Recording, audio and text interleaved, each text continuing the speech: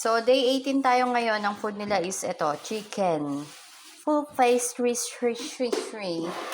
So, nag-cut na ako ng ating chicken.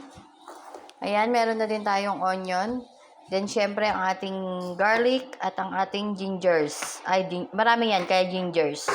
Meron tayong spicy chicken, black pepper, white pepper, and salt. Wow, salt. Hi. Meron din tayong orange at saka bell pepper. Let's go. Kate. Pwede din. So, ito, kunin lang natin yung pinaka, niya, yung balat niya. Yung orange. Hindi yung puti, yung orange.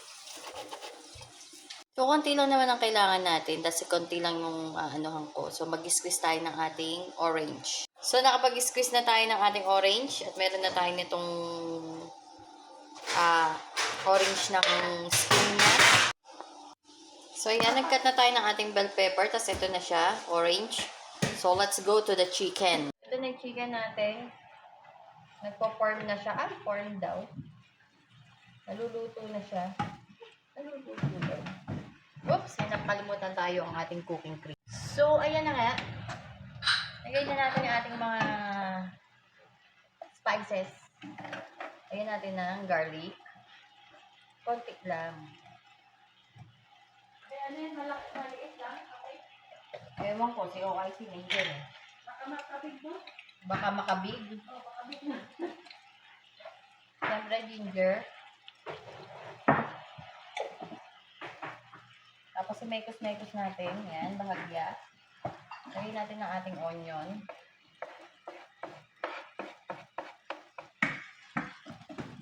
Halu-haluin lang natin siya.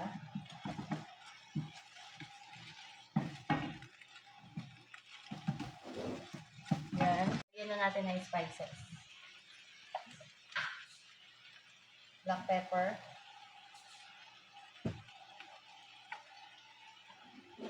White. Salt. At sarado pa siya. Chicken spices. Lagyan natin siya ng chicken spices.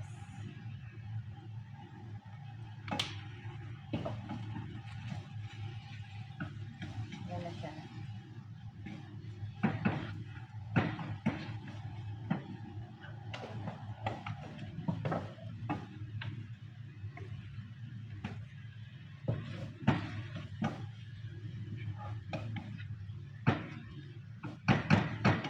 Siyempre, ating bell pepper,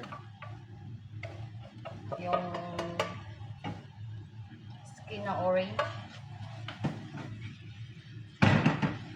halu-haluin ang orange, na-squeeze, konti lang siya. At siyempre, ang ating cooking cream. Konti lang din siya. Ibo-boil lang siya natin siya ng ibo-boil. Tikman natin.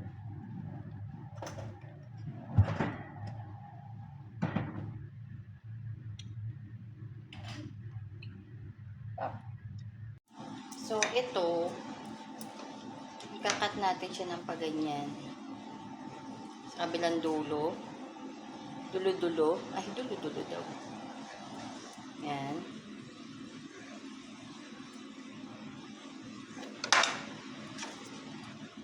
Tapos, igaganyan natin siya.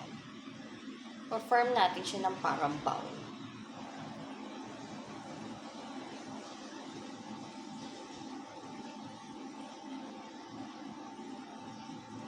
Tanan, may mangkok na tayo.